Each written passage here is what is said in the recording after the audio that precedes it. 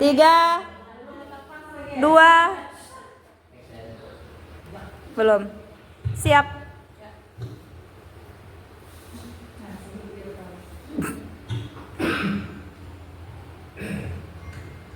Baik Ibu-Ibu, untuk acara selanjutnya yaitu marilah kita dengarkan bersama diseminasi budaya positif oleh CGP Angkatan 11 atas nama Ibu Risa Elianti. Kepada Ibu Risa dipersilahkan.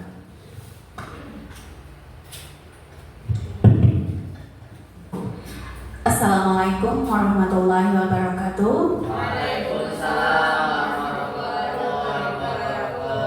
Iya, terima kasih Bapak Ibu semuanya yang sudah meluangkan waktu untuk berhadir di ruangan ini dalam mengimplementasikan diseminasi budaya positif, di mana ini adalah satu tugas saya untuk membuat aksi nyata di modul 1.4. Baik Bapak Ibu, karena waktunya sudah siang, jadi saya akan melanjutkan atau memulai diseminasi kita pada hari ini. Ini adalah Nuril Anwar sebagai fasilitator saya, dan ini adalah Ibu Nida sebagai pengajar praktik saya. Yang pertama adalah budaya positif. Yang akan saya sampaikan di sini adalah tentang refleksi filosofi pendidikan Ki Hajar Dewantara, nilai-nilai dan peran guru penggerak, dan visi guru penggerak dan budaya positif. Refleksi filosofi pendidikan Ki Hajar Dewantara. Asas pendidikan Ki Hajar Dewantara itu ada pengajaran. Pengajaran merupakan proses pendidikan dalam memberi ilmu atau berfaedah untuk kecakapan hidup anak secara lahir dan batin. Dan pendidikan itu sendiri adalah pendidikan memberi tuntunan terhadap segala kekuatan kodrat yang dimiliki anak agar ia mampu mencapai keselamatan dan kebahagiaan setinggi-tingginya. Nah, ini adalah nilai-nilai dari guru penggerak. Ada reflektif, mandiri, berpihak kepada murid, kolaboratif, dan inovatif. Nah, apa itu budaya positif Bapak Ibu? Budaya positif adalah suatu proses perjalanan pendidikan yang harus kita jalani karena merupakan tanggung jawab kita sebagai pendidik. Sebagai seorang pemimpin pembelajaran, suatu lingkungan yang aman dan nyaman akan memberikan murid berkesempatan dan kebebasan untuk berproses, belajar, membuat kesalahan, belajar lagi, sehingga mampu menerima dan menyerap suatu pembelajaran. Nah, di sini ada teori kontrol dan ilustrasi kontrol. Menurut Dr. William Glasser meluruskan beberapa minkonsepsi tentang makna kontrol. Yang pertama itu adalah ilusi guru mengontrol murid, ilusi bahwa semua penguatan positif efektif dan bermanfaat, ilusi bahwa kritik dan membuat orang merasa bersalah dapat menguatkan karakter, ilusi bahwa orang dewasa memiliki hak untuk memaksa. Nah, di sini adalah ilmu guru mengontrol murid. Baik Bapak Ibu, sebelumnya saya ingin meminta Bapak Ibu terlebih dahulu untuk berpasangan. Silakan Bapak Ibu guru berpasangan. Nanti salah satu dari Bapak Ibu guru menggenggam tangan. Boleh duduk saja Ibu. Ya, duduk saja. Salah satunya menggenggam tangan sekuat-kuatnya, yang satunya membuka genggaman tersebut. Silakan Bapak Ibu. Ibu, ya sama. Oke, tidak Bu. Misalkan Ibu Erli menggenggam tangan, Ibu Fardina yang membuka sekuat-kuatnya. Ibu Erli bisa mau membuka kah atau mau mempertahankan? Oh, biar membuka caranya orang membuka. Iya betul. Jadi salah satu dari antara Bapak Ibu itu menggenggam tangannya, salah satunya untuk membuka. Oke, silakan Bapak Ibu, bukan berkekuatan. Ya, bagaimana cara Bapak Ibu untuk mempertahankan atau ingin melepaskan genggaman Bapak Ibu dengan cara apapun? Oke, setelah itu kita mulai Bapak Ibu. Oke, sekarang silakan Bapak Ibu mulai genggam tangannya. Silakan Ibu mau dibuka atau dibuka atau tidak mau? Oke. Tidak. Membuka. Oke. Nah, oke, sekarang ada yang terbuka, ada yang masih dalam genggaman. Nah, sekarang seperti ini Bapak Ibu. Sama seperti kita mengontrol diri murid. Ketika kita berbicara dengan murid, ketika dia ingin bercerita, itu artinya dia membuka dirinya untuk kita kontrol. Sama dengannya hal Bapak Ibu tadi. Tadi seperti Ibu Erli dan Ibu Martina, kenapa sampai Ibu Erli membuka tangan kepada Ibu? Silakan Ibu. Kenapa tadi Ibu membuka tangan Ibu? Iya, pakai mic Ibu. Apakah dipaksa atau keringanan hati Ibu?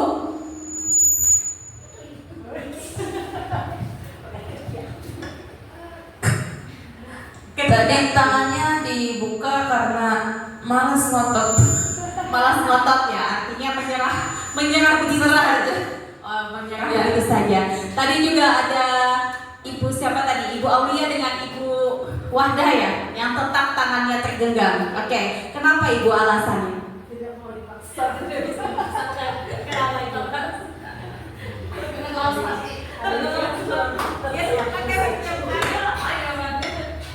Karena terlalu kuat. Artinya Ibu tidak memaksakan atau tidak ingin diri Ibu itu dikontrol oleh Ibu Wahdah tadi. Ketika ketika kita dengan siswa, kita dengan murid, begitu kita berbicara dengan dia, ada saatnya siswa yang ingin membuka dirinya untuk bercerita, untuk mengeluarkan satu masalah yang dia miliki. Dan di situ adalah posisi dia ingin kita yang mengontrol dirinya. Tetapi ada juga siswa ataupun diri kita yang tidak ingin kita dikontrol oleh orang lain. Jadi seperti itu ya Bapak Ibu. Di sini ada ilusi guru mengontrol murid. Pada dasarnya kita dapat memaksa murid untuk berbuat sesuatu jikalau murid tersebut memilih untuk tidak melakukannya. Walaupun tampaknya guru sedang mengontrol perilaku murid. Hal demikian terjadi karena sedang mengizinkan dirinya dikontrol tadi. Ilusi bahwa semua penguatan positif efektif dan bermanfaat. Penguatan positif atau bujukan adalah bentuk kontrol segala usaha untuk mempengaruhi murid agar mengulangi suatu perilaku tertentu adalah suatu usaha untuk mengontrol murid tersebut. Ini adalah perubahan dengan paradigma baru. Pembelajaran paradigma baru atau kurikulum merdeka merupakan pembelajaran yang berorientasi pada penguatan kompetensi dan pengembangan karakter yang disesuaikan dengan dimensi profil pelajar Pancasila. Nah, Bapak Ibu sudah tahu kan kita profil pelajar Pancasila itu ada 6. Yang pertama adalah beriman dan bertakwa. Terus yang kedua adalah berkebinekaan global. Yang ketiga adalah mandiri. Yang keempat adalah bergotong royong, bernalar kritis dan kreatif.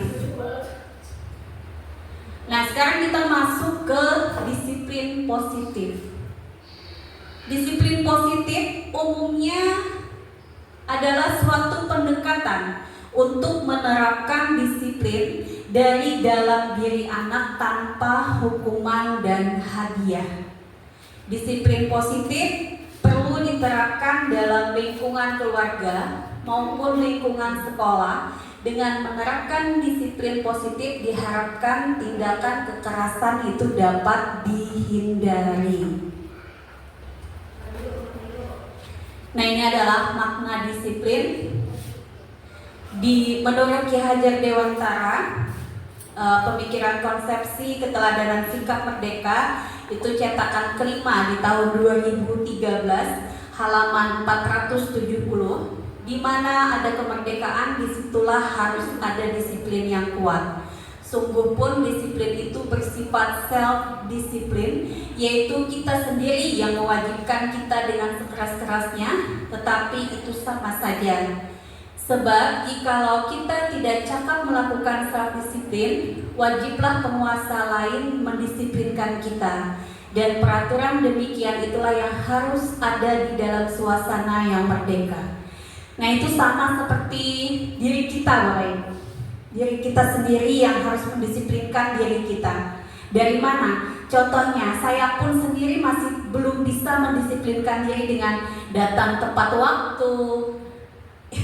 Karena kita mendisiplinkan siswa untuk datang tepat waktu, sedangkan kita sendiri pun kita masih belum bisa untuk mengontrol diri kita atau membuat disiplin dalam diri kita sendiri. Jadi kita sendiri pun juga harus mendisiplinkan diri kita sendiri, Bapak Ibu ya.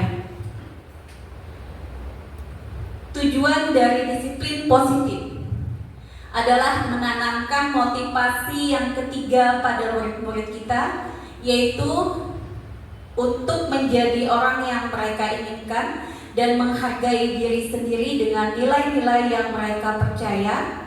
Ketika murid-murid kita memiliki motivasi tersebut, mereka telah memiliki motivasi intrinsik yang berdampak jangka panjang. Motivasi yang tidak akan terpengaruh pada adanya hukuman atau hadiah. Nah, nilai-nilai apa yang Anda berusaha tanamkan pada murid di kelas Anda? Sebelumnya saya mau kita ice breaking dulu ya Bapak Ibu. Kita ice breaking, semangat dulu. Tolong Bapak Ibu berdiri.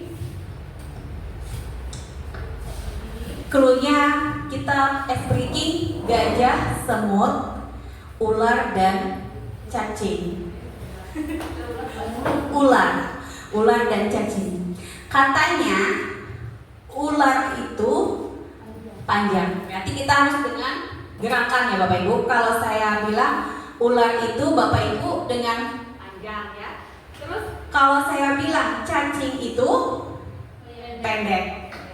Jadi katanya ular itu panjang, cacing itu pendek. Bisa diingat Bapak Ibu? Dengan gerakan ular itu panjang, cacing itu pendek. Nah sekarang gajah. Gajah itu besar, semut itu kecil. Tapi semutnya kecil. Gajahnya besar, semutnya kecil. Iya. Sekarang dari awal, ular itu panjang, cacing itu pendek, gajah itu besar, semut itu kecil. Sekarang kebalikannya, tapi kata yang kita ucapkan panjang, gerakannya kebalikan dari ya. Sekarang kita ulang. Ular itu panjang. Kebalikannya Ibu. Kebalikannya ya Ibu. Ular itu panjang. Cacing itu pendek. Cacing itu pendek. Cacing itu pendek. Ular itu panjang. Gajah itu besar, tapi gayanya kecil. Iya, kebalikannya Ibu. Oke, gajah itu besar, semut itu kecil. Sekarang kita ulang dari awal lagi. Harus fokus ya Bapak Ibu. Harus fokus. Ular itu cacing itu cacing itu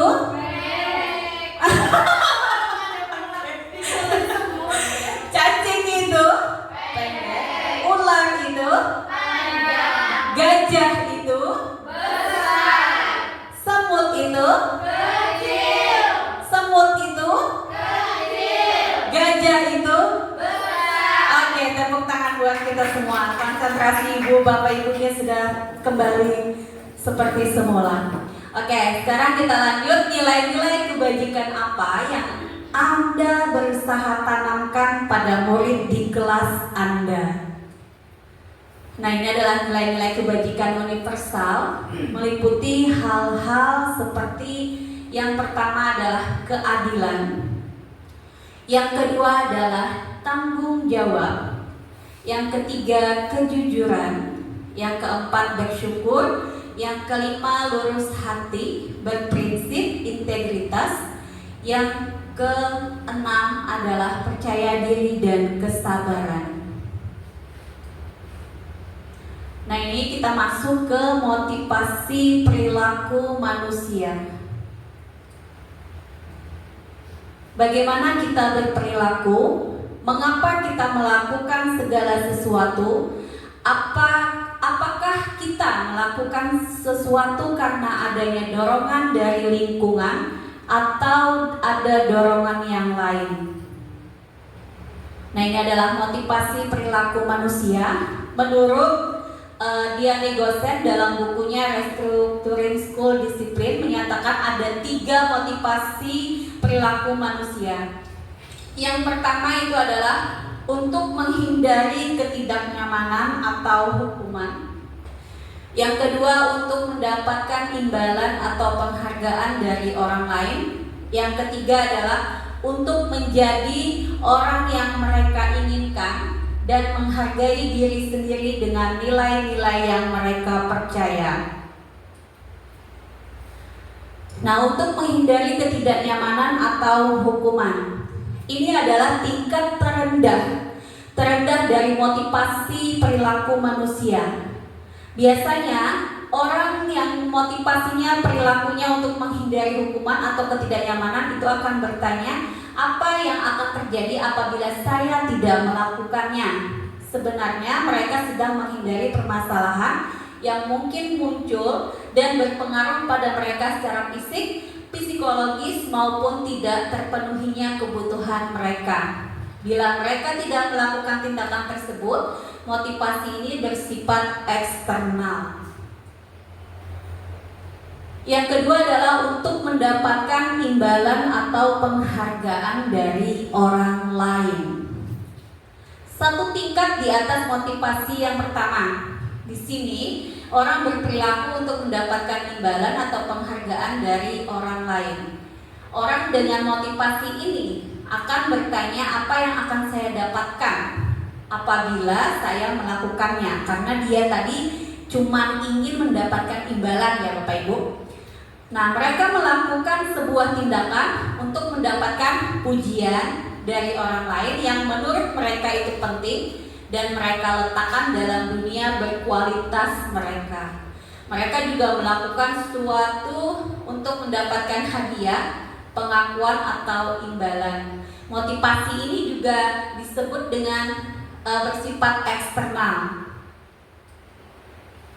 Nah, yang ketiga adalah untuk menjadi orang yang mereka inginkan dan menghargai diri sendiri dengan nilai-nilai yang mereka percaya.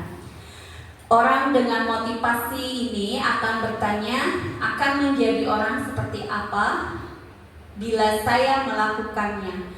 Mereka melakukan sesuatu karena nilai-nilai yang mereka yakini dan hargai, dan mereka melakukannya karena mereka ingin menjadi orang yang melakukan nilai-nilai yang mereka yakini tersebut. Ini adalah motivasi yang akan membuat seseorang memiliki disiplin positif, karena motivasi berperilakunya bersifat internal, bukan eksternal. Jadi motivasi yang pertama dan yang kedua tadi adalah bersifat eksternal, sedangkan yang ketiga ini adalah bersifat internal. Nah, ayo membuat keyakinan kelas. Mengapa keyakinan kelas? Setiap tindakan atau perilaku yang kita lakukan di dalam kelas itu dapat menentukan terciptanya sebuah lingkungan yang positif. Perilaku warga menjadi sebuah kebiasaan dan akhirnya membentuk sebuah budaya positif. Dalam mewujudkan perilaku warga sekolah yang memiliki budaya positif hal pertama perlu diciptakan dan disepakati adalah membuat keyakinan atau prinsip dasar bersama di antara warga kelas untuk mendapatkan nilai-nilai kebajikan yang sudah disepakati bersama. Mengapa keyakinan kelas? Mengapa tidak peraturan kelas saja? Jawabannya adalah suatu keyakinan akan lebih memotivasi seseorang dalam diri atau memotivasi secara intrinsik. Seseorang akan lebih tergerak dan bersemangat untuk menjalankan keyakinannya daripada hanya sekedar mengikuti serangkaian peraturan yang mengatur mereka harus berlaku begini atau begitu yang membuat ketidaknyamanan dan keterpaksaan. Nah, ini adalah contoh keyakinan kelas yang ada di kelas saya. Yang pertama adalah ibadah tepat waktu. Yang kedua, jujur dan dapat dipercaya. Yang ketiga adalah disiplin dan tepat waktu. Yang keempat adalah menghargai guru dan teman. Yang kelima, sopan santun dan saling menyayangi. Dan yang keenam adalah peduli dan saling membantu. Nah, bagaimana cara kita membuat keyakinan kelas? Cara kita membuat keyakinan kelas itu hendaklah bersifat lebih abstrak. Yang kedua, keyakinan kelas itu dituliskan berupa pertanyaan-pertanyaan universal. Dan yang ketiga, pernyataan keyakinan kelas senantiasa dibuat dalam bentuk yang positif. Jadi tidak ada kata-kata yang negatif dalam kita pembuatan keyakinan kelas. Terus, keyakinan kelas hendaknya tidak terlalu banyak sehingga mudah diingat dan dipahami oleh semua warga kelas. Keyakinan kelas sebaiknya sesuatu yang diterapkan di lingkungan sesuai dengan kondisinya. Semua warga kelas hendaknya ikut berkontribusi dalam pembuatan keyakinan kelas lewat kegiatan curhat pendapat. Dan yang terakhir adalah bersedia meninjau kembali keyakinan kelas dari waktu ke waktu.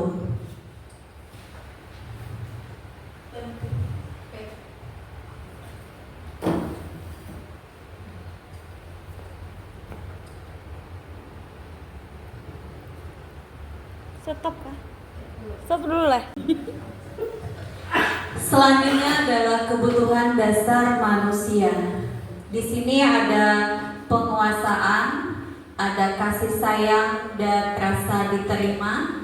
Yang pertama adalah bertahan hidup, yang kedua adalah penguasaan, yang ketiga adalah kasih sayang dan rasa diterima, yang keempat adalah kesenangan, dan yang kelima adalah kebebasan. Apa itu bertahan hidup? Seluruh tindakan manusia itu memiliki tujuan tertentu. Semua yang kita lakukan adalah usaha terbaik kita untuk mendapatkan apa yang kita inginkan. Ketika kita mendapatkan apa yang kita inginkan, sebetulnya saat itu kita sedang memenuhi satu atau lebih dari satu kebutuhan dasar kita, yaitu kebutuhan untuk bertahan hidup atau survival, cinta dan kasih sayang, kebebasan, kesenangan, dan kekuasaan. Ketika seorang murid melakukan suatu perbuatan yang bertentangan dengan nilai-nilai kebajikan atau melanggar peraturan, hal itu sebenarnya dikarenakan karena mereka gagal memenuhi kebutuhan dasar mereka. Untuk lebih jelasnya, mari kita lihat satu persatu 5 kebutuhan dasar ini. Nah, yang pertama adalah kebutuhan bertahan hidup atau survival. Adalah kebutuhan yang bersifat fisiologis untuk bertahan hidup, misalnya kesehatan, rumah, dan makanan. Seks sebagai bagian dari proses reproduksi termasuk kebutuhan untuk tetap bertahan hidup. Komponen psikologis pada kebutuhan ini meliputi kebutuhan akan perasaan aman. Yang kedua adalah cinta kasih sayang. Kebutuhan ini dan 3 kebutuhan berikutnya adalah kebutuhan psikologis. Kebutuhan untuk mencintai dan memiliki meliputi kebutuhan akan hubungan dan koneksi sosial, kebutuhan untuk memberi dan menerima kasih sayang, dan kebutuhan untuk merasa menjadi bagian dari suatu kelompok. Kebutuhan ini juga meliputi keinginan untuk tetap terhubung dengan orang lain, seperti teman, keluarga, dan pasangan hidup, teman kerja, dan kelompok di mana kita bergabung. Anak-anak yang memiliki kebutuhan dasar cinta dan kasih sayang yang tinggi biasanya ingin disukai dan diterima oleh lingkungannya. Mereka juga akrab dengan orang tuanya. Yang ketiga adalah penguasaan. Kebutuhan ini berhubungan dengan kekuatan untuk mencapai sesuatu, menjadi kompeten, menjadi terampil, diakui atas prestasi dan keterampilan kita, didengarkan dan memiliki rasa harga diri. Kebutuhan ini meliputi keinginan untuk dianggap berharga, bisa membuat perbedaan, bisa membuat pencapaian atau kompeten diakui dan dihormati. Ini meliputi self-esteem dan keinginan untuk meninggikan pengaruh. Anak-anak yang memiliki kebutuhan dasar akan kekuasaan yang tinggi itu biasanya ingin selalu menjadi pemimpin. Mereka suka menguasai, mengamati sebelum mencoba hal baru dan merasa kecewa bila mereka melakukan kesalahan. Dan mereka juga biasanya rapi dan sistematik dan selalu ingin mencapai yang terbaik. Yang keempat adalah kebebasan. Kebutuhan untuk bebas adalah kebutuhan akan kemandirian otonomi, memiliki pilihan dan mampu mengendalikan arah hidup seseorang. Anak-anak dengan kebutuhan kebebasan yang tinggi itu menginginkan pilihan. Mereka perlu banyak bergerak, suka mencoba-coba, tidak terlalu terpengaruh dengan orang lain, dan senang mencoba hal baru dan menarik. Dan yang terakhir adalah kesenangan. Kesenangan adalah kebutuhan untuk mencari kesenangan, bermain dan tertawa. Bayangkan hidup tanpa kenikmatan atau betapa menyedihkan. Glasser menghubungkan kebutuhan akan kesenangan dengan belajar. Semua hewan dan tingkat inteligensi tinggi, anjing, lumba-lumba dan lain-lain itu bermain. Saat mereka bermain, mereka mempelajari keterampilan hidup yang penting. Manusia tidak berbeda. Anak-anak dengan kebutuhan dasar, kesenangan yang tinggi biasanya ingin menikmati apa yang dilakukan. Mereka juga konsentrasi tinggi saat mengerjakan hal yang disenangi. Mereka suka permainan dan suka mengoleksi barang, bergurau, suka melucu dan juga menggemaskan. Bahkan saat bertingkah laku buruk. Nah, ini adalah posisi kontrol. Ada 5 posisi kontrol terhadap murid. Yang pertama adalah penghukum, yang kedua adalah pembuat rasa bersalah, yang ketiga adalah teman, yang keempat adalah pemantau, dan yang kelima adalah manajer. Sekarang kita masuk ke penghukum dulu. Penghukum adalah seorang penghukum bisa menggunakan hukuman fisik maupun verbal. Orang-orang yang menjalankan posisi penghukum ini senantiasa mengatakan bahwa sekolah memerlukan sistem atau alat yang dapat lebih menekan murid-murid lebih dalam lagi. Pembuat rasa bersalah. Pembuat merasa bersalah pada posisi ini biasanya guru akan bersuara lebih lembut. Pembuat rasa bersalah akan menggunakan keheningan yang membuat orang lain merasa tidak nyaman, bersalah, atau rendah diri. Kata-kata yang keluar dengan lembut akan seperti, "Ibu sangat kecewa sekali dengan kamu." Nah, ini adalah sebagai teman, guru pada posisi ini tidak akan menyakiti murid, namun akan tetap berupaya mengontrol murid melalui persuasi. Posisi teman pada guru bisa negatif ataupun positif. Positif di sini berupa hubungan baik yang terjalin antara guru dan murid. Guru di posisi teman menggunakan hubungan baik dan humor untuk mempengaruhi seseorang. Guru juga bisa sebagai pemantau. Pemantau berarti mengawasi. Pada saat kita mengawasi, kita bertanggung jawab atas perilaku orang-orang yang kita awasi. Nah, posisi pemantau ini berdasarkan pada peraturan-peraturan dan konsekuensi. Dengan menggunakan sanksi atau konsekuensi, kita dapat memisahkan hubungan pribadi kita dengan murid. Sebagai seseorang yang menjalankan posisi pemantau, pertanyaan yang diajukan seseorang pemantau, peraturannya apa? Apa yang telah kamu lakukan? Dan yang terakhir adalah sebagai posisi manajer. Adalah posisi di mana guru berbuat sesuatu bersama dengan murid, mempersilahkan murid mempertanggungjawabkan perilakunya, mendukung agar dapat menemukan solusi atas permasalahannya sendiri. Seorang manajer juga telah memiliki keterampilan di posisi teman maupun pemantau, dan dengan demikian bisa jadi di waktu-waktu tertentu kembali kepada kedua posisi tersebut bila diperlukan. Kita masuk ke segitiga restitusi. Apa itu restitusi? Restitusi adalah proses menciptakan kondisi bagi murid untuk memperbaiki kesalahan, sehingga mereka bisa kembali pada kelompok mereka dengan karakter yang lebih kuat. Itu adalah menurut dari Gosen pada tahun 2004. Restitusi juga adalah proses kolaboratif yang mengajarkan murid untuk mencari solusi untuk masalah dan membantu murid berpikir tentang orang seperti apa yang mereka inginkan dan bagaimana mereka harus memperlakukan orang lain. Kalau ini adalah menurut Jason Gosen pada tahun 1996. Restitusi itu membantu murid menjadi lebih memiliki tujuan, disiplin positif, dan memulihkan dirinya setelah berbuat salah.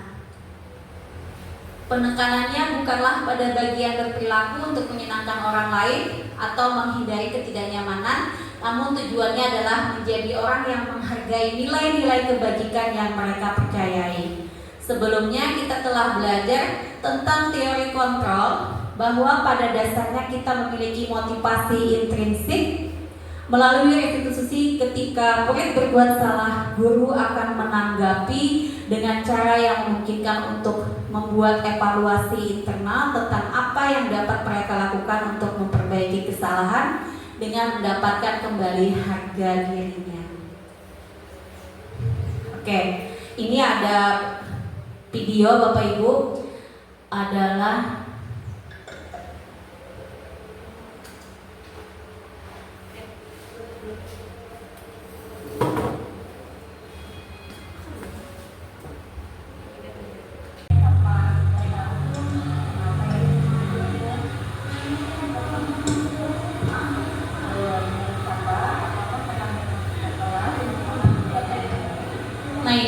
tahap pertama adalah pemanggilan siswa yang bermasalah ketika terlambat masuk pada jam istirahat. Di tahap pertama ini menstabilkan identitas,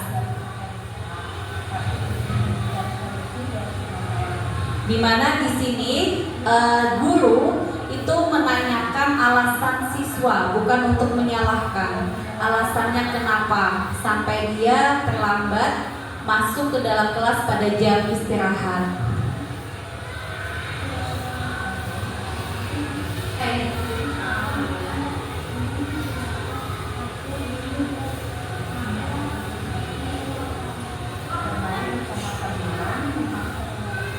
Nah, ketika itu alasan si siswa ini adalah dia keasikan bermain saat jam istirahat, sehingga dia terlambat untuk jajan di kantin.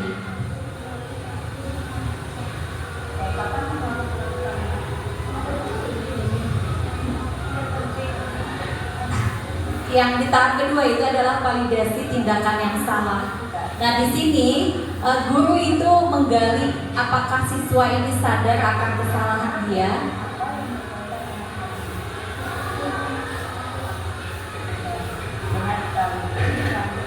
Guru itu menanyakan tentang kesalahan dia itu termasuk di keyakinan kelas mana. Artinya kan kalau dia terlambat masuk berarti dia tidak disiplin dalam masuk ke kelas.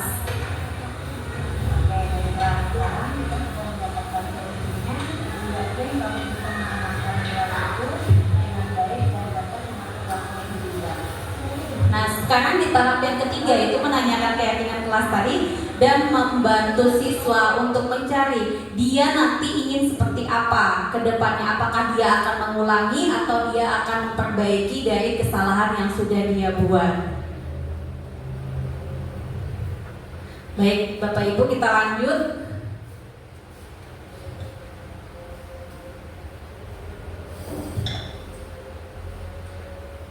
Nah, ini adalah hukuman, konsekuensi, dan restitusi.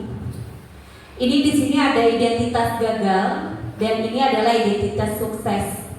Dalam identitas gagal ini kita selalu memberikan hukuman kepada murid. Kalau di dalam identitas sukses itu ada disiplin, konsekuensi, restitusi. Nah, sekarang saya ingin bertanya kepada Bapak Ibu, apabila ada siswa yang tidak sengaja ataupun disengaja dia menumpahkan air minum ke buku temannya, apakah kita berhak memberikan hukuman atau konsekuensi? Apa Bapak Ibu? Apakah kita berhak memberikan hukuman atau konsekuensi atas kesalahan yang dilakukan murid tadi? Kalau pertama kali Konsekuensi ya Ibu ya? Ya, karena kesalahan yang dia perbuat itu tidak terlalu fatal, ya kan? Tapi dia mengetahui kalau dia melakukan atau dengan sengaja menumpahkan air ke buku tadi, dia tahu konsekuensinya bahwa dia akan mendapat hukuman. Ya, betul Bapak Ibu.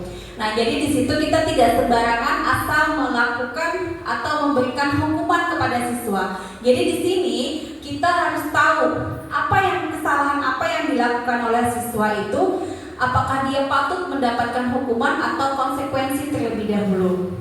Nah, jadi di sini ada murid anak belajar menyembunyikan kesalahan. Murid akan belajar taat peraturan konsekuensinya. Nah, seperti tadi yang saya katakan bahwa ada seorang siswa. Nah, apabila siswa yang terlambat, siswa yang selalu terlambat datang pada saat jam pelajaran sudah dimulai, apakah kita berhak memberikan hukuman atau konsekuensi? Kalau keseringan kita hukuman, ya betul Bapak Ibu. Nah, mungkin seperti itu bayangannya Bapak Ibu ya. Jadi kita harus bisa memilih ketika anak berbuat salah, kita tidak harus selalu memberikan hukuman, tetapi kita juga lihat dari kesalahan yang dia buat. Nah, ini adalah langkah-langkah dari restitusi. Di sini ada segitiga restitusi. Segitiga restitusi tadi adalah menstabilkan identitas. Kita menggali kenapa anak itu melakukan kesalahan. Lalu kita memvalidasi tindakan yang salah. Kita harus melihat apa yang dilakukannya dan bagaimana cara dia menyikapi kesalahan yang dia perbuat tadi. Apakah dia menyadari ataupun dia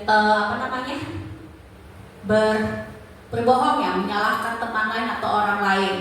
Nah, terus yang ketiga itu menanyakan keyakinan. Apakah kesalahan dia itu sangat melanggar atau tidak melaksanakan keyakinan kelas yang sudah kita buat.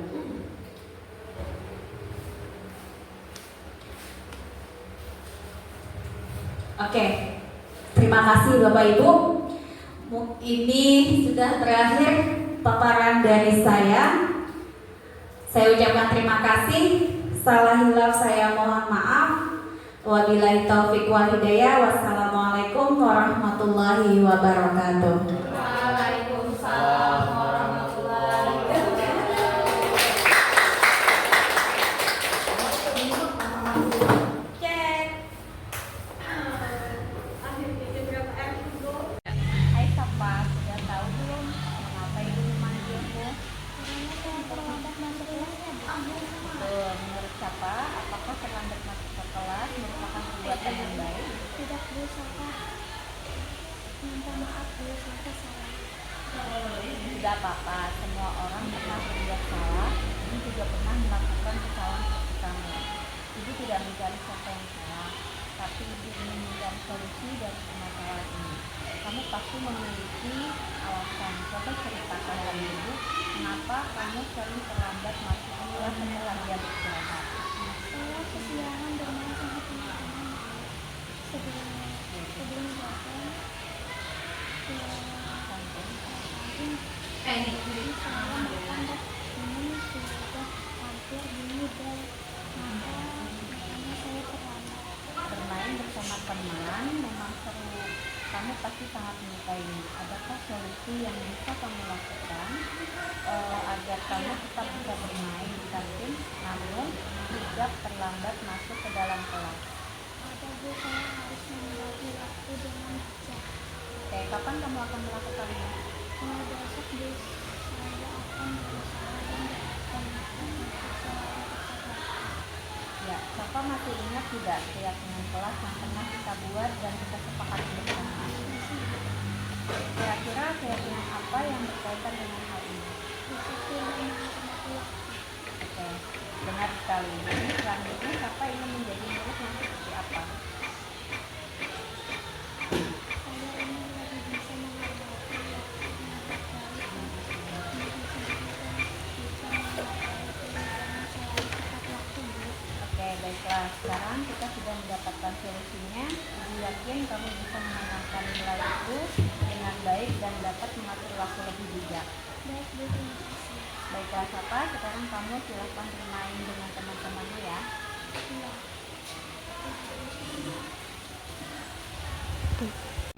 Selamat pagi Ilham, selamat pagi Rudiani, bagaimana kabar kalian? Baik Ibu, ada apa Ibu memanggil kami? Waktu di kelas kemarin, Ibu melihat kalian sedang asik mengobrol saat teman-teman sedang presentasi. Iya Bu, kami minta maaf ya Bu. Baiklah, sekarang Ibu mau bertanya, menurut kalian, apakah mengobrol saat teman sedang presentasi itu baik untuk dilakukan? Tidak Bu, presentasi menjadi terganggu karena kami yang sibuk mengajak saya mengobrol juga. Maaf kali saya tidak akan mengulanginya. Oke, Ibu tidak mencari siapa yang salah. Berbuat salah itu wajar. Semua orang melakukannya. Tidak hanya Rudiani dan Ilham saja. Bahkan juga Ibu pernah berbuat salah. Ibu juga suka sekali bercerita. Nah, Ibu mengerti kalian pasti punya alasan kenapa kalian melakukannya. Coba ceritakan kepada Ibu apa yang kalian bahas pada saat itu. Kami membahas tentang acara camping kemarin Bu. Wijani tidak hadir di acara camping. Dia sangat penasaran. Jadi saya menceritakan keseruannya kepada Wijani. Iya Bu, saya tidak sabar mendengar cerita dari Ilham. Oke. Wah, pasti seru ya kegiatan camping kalian kemarin. Pasti tidak hanya Diani yang ingin mendengarkannya dari kamu Ilham. Jadi, bisakah kita perbaiki masalah ini? Bisa Bu. Oke. Apakah ada solusi? Apakah ada solusi agar kalian bisa bercerita namun tidak mengganggu teman yang sedang belajar presentasi? Kami akan menunggu sampai pelajaran selesai tapi Jadi kalian sudah mengerti kan kapan waktu yang tepat untuk bercerita? sudah Bu. Bagus. Nah, kebetulan sekali minggu depan kita akan mempelajari siswa dapat menceritakan pengalamannya kepada teman-teman kelas. Baiklah Bu, pasti nanti sangat seru ada juga pengalaman yang akan saya dan teman-teman yang ceritakan.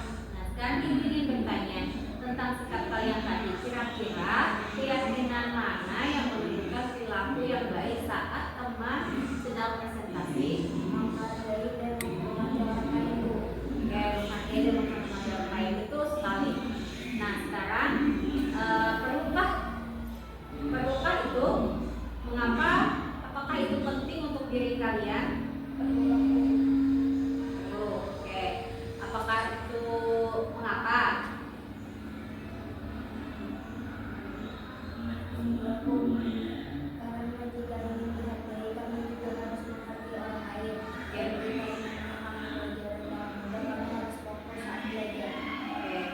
Jadi benar sekali, pasti tidak enak jika presentasi tidak diperhatikan disampaikan oleh teman, ya kan? Apakah kalian tidak kesal jika teman-teman kalian ngobrol saat kalian presentasi? Pasti kesal Bu, karena di presentasi tertentu kalau orang ribut. Oke, benar juga ya. Lalu Ilham dan Rinjani ingin menjadi murid yang bagaimana? Saya ingin dihargai orang juga Bu. Saya jadi mengerti mulai sekarang saya menghargai orang lain dan bagus saat belajar. Baik, kita sudah menemukan solusinya ya dari masalah ini untuk kedepannya Rinjani dan Ilham bisa lebih baik lagi. Ya Bu, terima kasih. Oke, silakan kalian kembali ke kelas untuk belajar. Hai, saya Safa dari kelas 6B. Saya sangat senang dengan cara Ibu Risa menyelesaikan masalah. Beliau tidak langsung menghukum saya, tetapi membantu saya untuk mencari solusi. Terima kasih. Halo, nama saya Ilham. Saya sangat berterima kasih kepada Ibu Risa karena telah mengajarkan saya dan memberikan saya solusi di saat saya bermasalah tanpa menghakimi saya terlebih dahulu. Terima kasih. Halo, saya Rijani. Saya sangat senang dengan cara Ibu Risa menangani kasus. Beliau tidak menyalahkan saya tetapi membantu saya mencari solusi untuk memperbaiki kesalahan saya. Terima kasih. Assalamualaikum warahmatullahi wabarakatuh. Waalaikumsalam warahmatullahi wabarakatuh. Oke, selamat pagi semuanya. Gimana kabar kalian hari ini? Baik. Oke, hari ini ada yang datangnya terlambat? Tidak ada. Karena kalian sudah tahu ya jam masuk kita jam 7.30. Oke. Nah, sekarang Ibu mau tanya. Kalian datang ke sini pakai seragam tidak? Kenapa kalian pakai seragam? Karena memang peraturan. Kalian datangnya terlambat tidak? Tidak. Oke. Berarti kalian sudah disiplin waktu ya untuk tidak terlambat datang ke sekolah. Nah, hari ini kita akan membuat beberapa keyakinan kelas. Keyakinan kelas yang akan kita buat gunanya untuk apa? Untuk membuat keyakinan kelas untuk apa? Untuk membuat apa? Menciptakan budaya positif di kelas ya. Jadi kalian hari ini kita akan sama-sama membuat satu keyakinan kelas. Jadi apa yang akan kita buat? Misalkan kalian, karena Ibu tanya dulu ya, kalian pernah tidak datang terlambat? Tidak pernah. Tidak pernah datang terlambat. Pada saat upacara bendera? Tidak. Oke, sekarang kita buat ya. Ini Ibu akan membagikan lembar sticky note, di mana nanti kalian akan mengungkapkan apa yang akan kalian buat sehingga kelas kita bisa menemukan satu kesepakatan yang menjadi peraturan di kelas kita. Oke? Ini Ibu bagikan. Boleh? Nanti satu-satu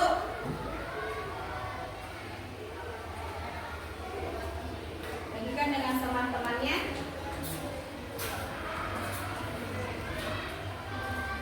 Kalau kalian sudah selesai menulis, silakan kalian tempelkan di papan tulis.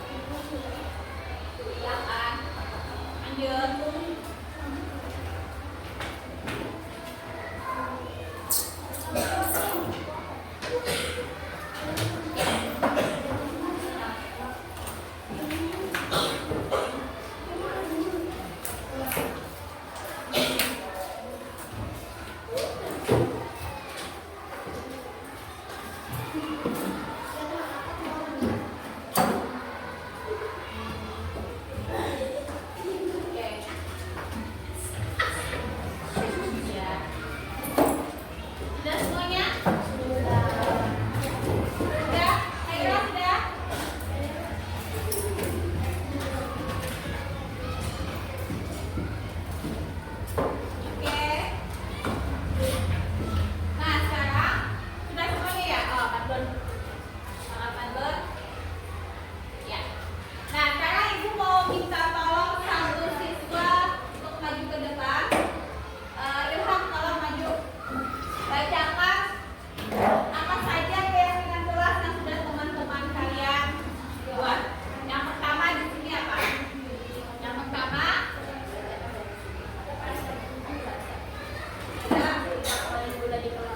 tidak main bola di dalam kelas. Apalagi? Kedua,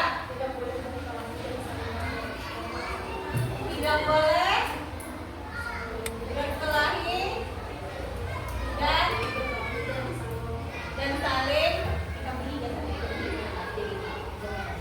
saling menghormati. Apalagi? Yang ketiga, datang tepat waktu. Oke. Datang tepat waktu. Yang keempat, saling menghargai. Yang kelima, tidak mengejek teman. Enam, oke, saling menghargai guru dan teman. Tujuh,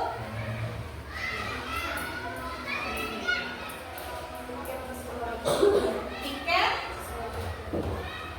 sesuai jadwal. 8, jujur dan tanggung jawab. Terus ini sama. Terus yang sudah sama rajin belajar, saling menolong ya. Saling menolong. Terus apa lagi? Sudah sama.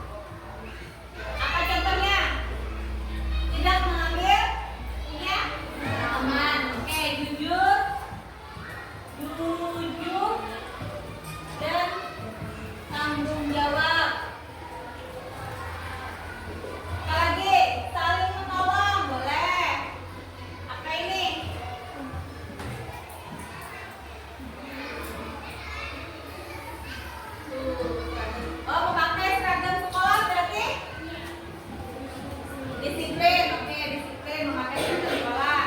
Sopan dan saling membantu. Sopan dan saling membantu. Nah, di sini kita sudah mendapatkan kesepakatan kelas kita. Yang pertama kita sepakati bersama untuk apa? Apa tadi?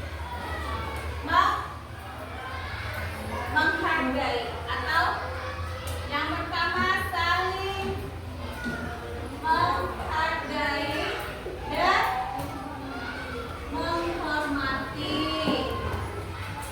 Apa yang kedua? Jujur. Jujur dan apa? Jujur dan tanggung jawab. Apa lagi? Tiket sesuai jadwal. Yang keempat, disiplin masuk kelas. Dan yang kelima, apa? Memakai seragam termasuk disiplin. Apa lagi? Bertanggung jawab tentang apa? Ayo. Apa tadi? Kebersihan. Tanggung jawab tentang kebersihan kelas. Nah, sekarang kita sudah memiliki keyakinan kelas. Semoga kedepannya kita bisa melaksanakannya dengan baik. Tidak ada lagi yang terlambat ataupun melanggar peraturan sekolah, ya kan? Karena kalian sadar bahwa kegiatan yang positif itu akan mengarahkan kalian untuk yang lebih baik. Oke, jadi ini adalah kesepakatan kelas kita. Kira-kira semuanya setuju tidak? Setuju. Kalau misalkan ada yang melanggar, kita punya konsekuensi dan hukuman. Oke, sekarang kita sepakati keyakinan kelas kita. Semoga kita bisa melaksanakannya dan juga kita bertanggung jawab dengan apa yang sudah kita buat untuk keyakinan kelas kita. Oke, terima kasih anak-anak. Tepuk tangan untuk kita semuanya. Assalamualaikum warahmatullahi wabarakatuh. Perkenalkan, nama saya Fitriana Rahmatunisa. Saya salah satu guru di SD Negeri 12 Selingan. Saya juga rekan sejawat dari CGP Angkatan 11, Ibu Risa Erianti. Hari ini saya ingin menyampaikan refleksi terkait pengimbasan budaya positif yang telah disampaikan Ibu Risa pada tanggal 24 Agustus 2024. Materi yang telah beliau sampaikan antara lain mengenai perubahan paradigma, disiplin positif, motivasi, keyakinan kelas, pemenuhan kebutuhan dasar, posisi kontrol, dan segitiga restitusi. Menurut saya, Ibu Risa sudah memberikan paradigma baru dalam proses pembelajaran di kelas. Di antaranya, beliau selalu memberikan respon positif terhadap siswanya. Sekian refleksi dari saya ucapkan terima kasih. Wassalamualaikum warahmatullahi wabarakatuh.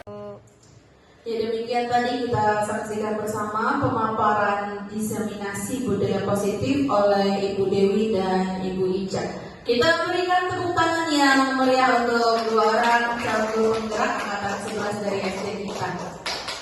Demikian acara hari ini, marilah kita tutup bersama dengan mengucapkan hamdalah. Terima kasih. Wassalamualaikum warahmatullahi wabarakatuh.